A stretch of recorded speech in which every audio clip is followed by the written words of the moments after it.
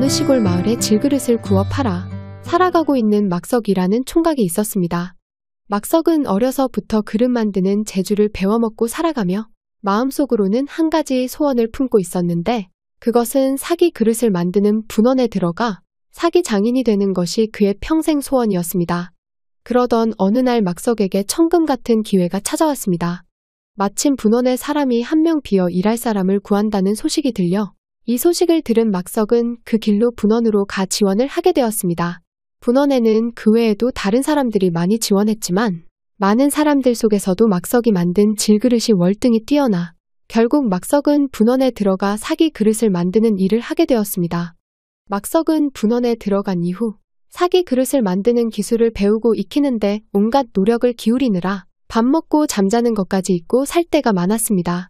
이런 막석을 눈여겨보고 있는 사람이 한 명 있었으니 그 사람은 다름 아닌 사기 장인들의 우두머리인 지회장이었습니다. 그는 누구보다도 성실한 막석을 유심히 살펴보다 막석에게 사기 그릇을 만드는 기술을 알려주며 그를 자신의 제자로 삼게 되었습니다. 그의 제자가 된 막석은 이전보다도 더욱 노력을 쏟아부어 시간이 지날수록 그의 실력은 높아져만 갔습니다. 그렇게 막석이 모든 것을 잊고 흙만 만지며 사기 그릇을 만들고 연구하는 일에 정진한 지 8년이란 시간이 지나자 그의 기술은 어느 누구보다도 뛰어난 경지에 도달했습니다. 그의 스승도 그런 막석을 친자식처럼 사랑하고 아껴 사제지간의 정 역시 매우 깊었습니다. 이렇게 막석의 기술이 나날이 발전해 나가자 나라에서도 결국 막석의 재주를 인정해 마침내는 왕에게 진상할 반상기를 그에게 만들라고 하였습니다. 장하구나. 언젠가는 이런 날이 올 줄 알았다만 내 노력이 결실을 보게 되어 기쁘기 그지없다.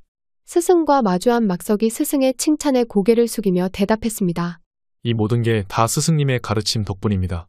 두 사람이 서로에게 덕담을 나누며 따뜻한 시간을 보내고 있을 때 스승이 막석에게 종이를 한 장 내밀며 말하였습니다. 이것을 펼쳐보아라. 이것이 무엇입니까?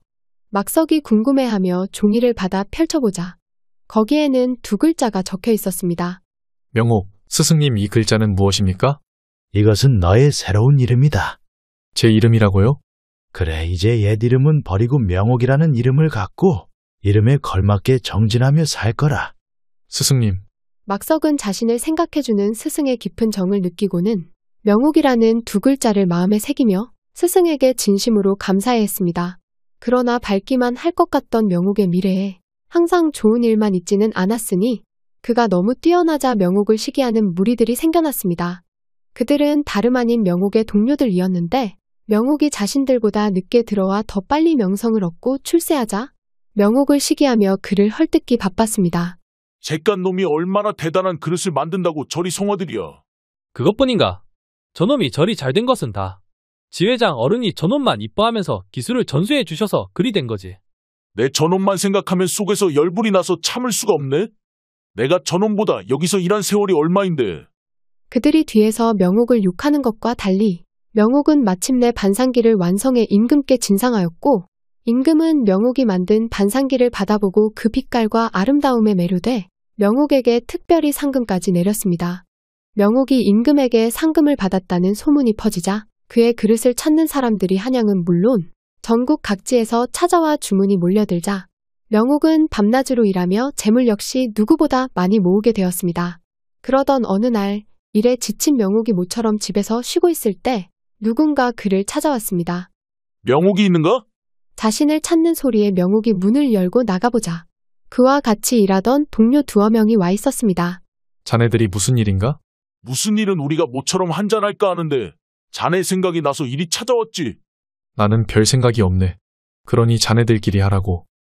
이 사람아, 우리가 언제 제대로 어울려보기라도 했나? 그러지 말고 오늘은 한잔하면서 그동안 쌓였던 회포나 풀어보세. 명옥은 몸이 고단해 쉬고 싶었지만 그들이 워낙 간절히 요청하자 어쩔 수 없이 그들을 따라 나서게 되었습니다. 그렇게 그들은 명옥을 데리고 한참을 가 어느 강가에 도착해서 보니 그곳에 커다란 배를 준비한 데다 값비싼 안주에 귀한 술뿐만 아니라 보기 힘들 정도로 아름답고 요염한 기녀들까지 있는 것이었습니다. 그 모든 것을 본 명옥이 놀라 물었습니다. 이것들이 다 무엇인가? 뭐긴 다 오늘 자네와 어울려보려고 우리가 준비한 것이니 오늘만큼은 우리 다 잊고 한번 즐겨보세. 동료들의 손에 끌려와 배에 오른 명옥은 기녀들이 따라주는 술을 마시며 난생 처음 여인의 향기와 술에 취해 정신을 차릴 수가 없었습니다. 평생 그릇 굽는 일에만 전념했던 명옥이었던 만큼 나이가 먹었어도 여인을 가까이 해보지 못해 처음 경험해보는 여인의 향기에 그는 혼이 나가는 듯한 기분이었습니다. 시간이 지날수록 술자리는 깊어져만 갔고 배 안에서 기녀들이 부르는 노랫소리와 흥겹게 떠드는 소리가 퍼져나갔습니다. 밤이 깊도록 이어진 술자리에 명옥이 만취해 동료들의 부축을 받고 집에 돌아와 잠자리에 들었지만 명옥은 술에 취했어도 쉽사리 잠에 들지 못했습니다. 그는 낮에 보았던 기녀들이 계속 생각나 잠에 들기 힘들었습니다. 헌데 원래 어제 일은 그의 동료들의 음흉한 속내가 따로 있었으니 그들은 명옥이 평생 동안 여자를 가까이 하지 않은 것을 알고 있어 큰 돈을 들여 아름다운 기녀들을 불러 그녀들로 하여금 명옥이 여색에 빠져들게 만들 계획이었습니다.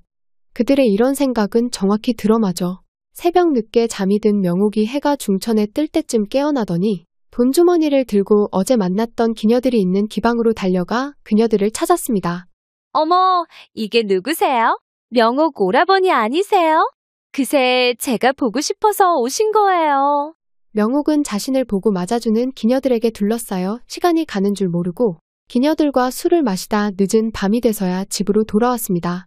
그 뒤로도 명옥은 일터에는 나가지 않고 매일 기방을 다니며 기녀들과 술에 취해 시간을 보냈으니 어느 날 명옥이 걱정돼 그의 집에 들른 스승은 그의 얼굴은 보지도 못하고 그의 소식을 다른 이에게 듣게 되었습니다. 무엇이 명옥이가 매일같이 기방을 들른다는 말이냐? 그것이 기방을 출입하는 명옥이를 보았다는 사람들이 한두 명이 아닙니다요. 그 말이 진정 사실인가?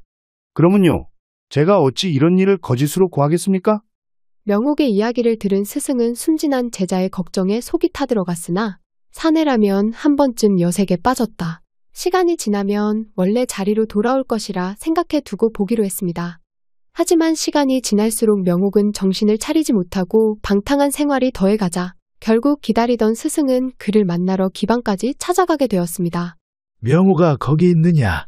스승이 기방 앞에서 명옥을 부르자 그는 스승을 볼 면목이 없어 기녀의 품에 숨어 나올 생각은 하지 않고 한장정이 나와 스승에게 소리쳤습니다. 누굴 찾는지 모르지만 그런 자는 없으니 썩 나가시오. 정 들어오시려면 술을 드시러 오시든가. 이보시오. 명옥이라는 청년을 잠깐만 보면 되니 스승이 왔다고 말만이라도 전해주시오. 이 양반이 그래도 명옥인지 누구인지 없다고 하지 않소. 험한 꼴을 당하시기 전에 썩어지시오. 장정의 성화의 기방에서 쫓겨난 스승은 명옥은 보지도 못하고 돌아와야 했습니다. 그렇게 명옥이 방탕한 생활을 한 지 수개월이 지나자 그가 그동안 모아두었던 돈들은 바닥을 드러내었고 명옥에게 달라붙어 온갖 아양을 떨어대던 기녀들도 명옥이 빈털터리가 되자 그를 벌레 보듯 멸시하며 기방에는 발도 못 붙이게 하였습니다.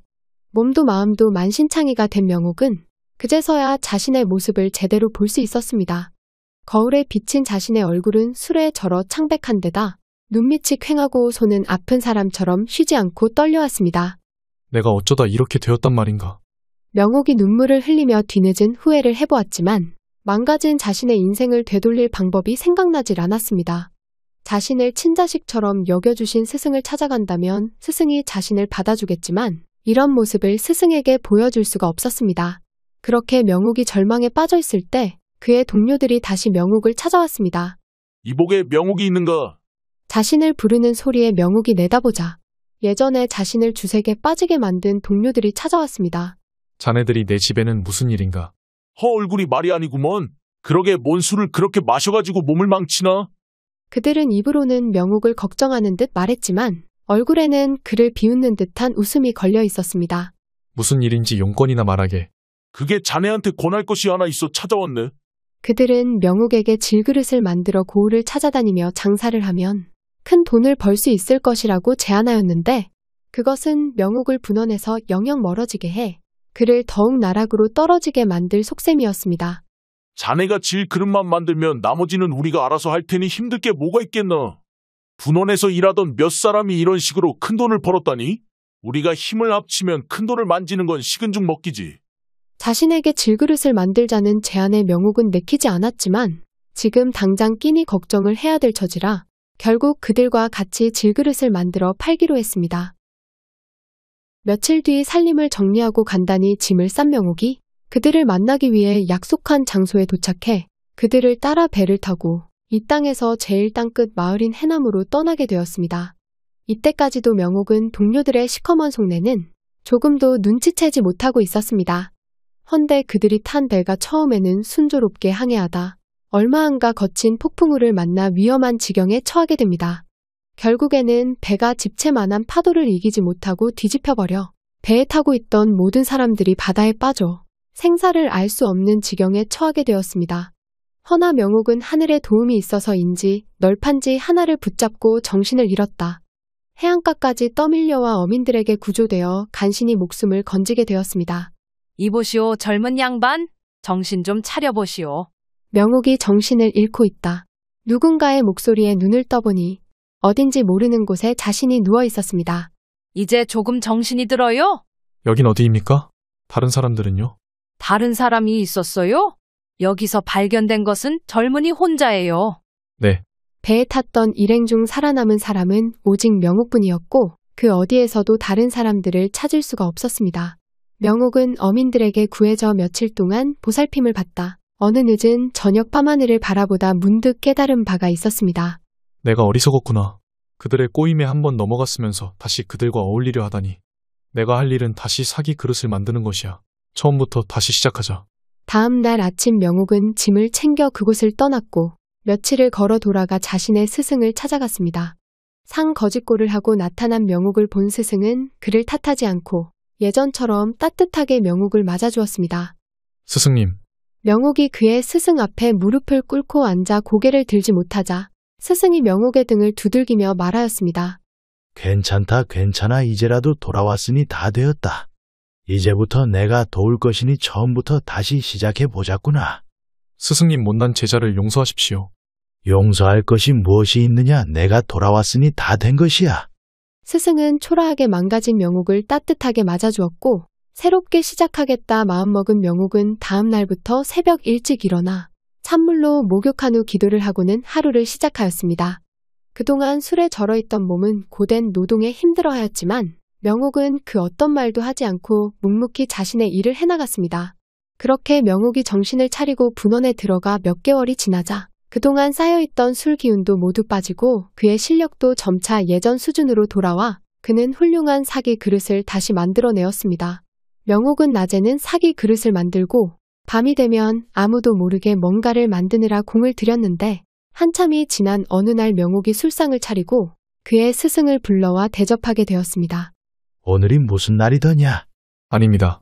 제가 스승님께 보여드릴 것이 있어 모셨습니다. 내게 보여줄 것이 있다고. 네. 명옥이 한쪽 구석에서 무언가를 꺼내더니 그의 스승 앞에 그것을 내려놓았습니다. 이것은 술잔이 아니더냐? 네, 이것을 만드느라 그간 많은 공을 들였습니다. 이제 완성되어 누구보다도 스승님께 먼저 보여드리고 싶었습니다.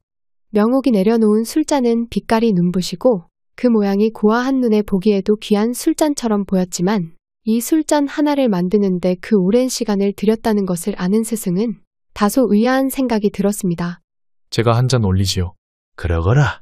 명옥이 술병을 들고 술을 잔에 가득 따르자 신기한 일이 벌어지는데 술잔에 있던 술이 어느새 한 방울도 안 남기고 모두 사라져버린 것이었습니다. 이것이 어떻게 된 일이냐?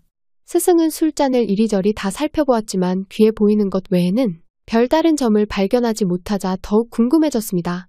이번에 다시 한 잔 올리겠습니다. 명옥이 이번에는 술을 따르며 가득 채우지 않고 절반만 채우자 술잔의 술은 이전과 다르게 없어지지 않고 그대로 있었습니다. 이번에는 술이 없어지지 않고 그대로 있다니? 스승이 말을 하다 무언가 생각이 난 듯 무릎을 치며 말했습니다. 이제야 알겠다. 이 잔에는 술을 가득 채우지 않아야 술이 남는 것이로구나. 네, 맞습니다. 이것은 술을 가득 채우면 안에 들어있는 술이 모두 없어지는 잔입니다. 항상 술을 과하게 마시지 말고 자중하라는 의미로 개영배라는 이름을 붙여 이 술잔을 만들었습니다. 대단하구나. 대단해. 이런 술잔은 세상에 둘도 없을 것이다. 스승은 명옥이 만든 술잔을 보며 감탄을 아끼지 않았고 나중에 이 술잔을 본 다른 사람들 역시 그가 만든 개영배를 보고 찬사를 보냈습니다. 이날 두 사제는 개영배로 서로 주고받으며 즐겁고 따뜻한 시간을 보내었습니다. 이후로도 명옥은 훌륭한 사기 그릇을 만드는데 평생을 바쳐 최고의 사기 장인으로 명성을 떨쳤으며 훗날 이 계영배는 의주에 사는 임시성의 사람에게 들어가게 되었는데 그가 사용하던 중 부주의하게 이 계영배를 깨뜨리는 날 명옥 역시 생을 마치고 세상을 떠났다는 이야기가 전해집니다. 영상 시청해주셔서 감사드리고 재미있게 보셨다면 좋아요, 구독 부탁드립니다.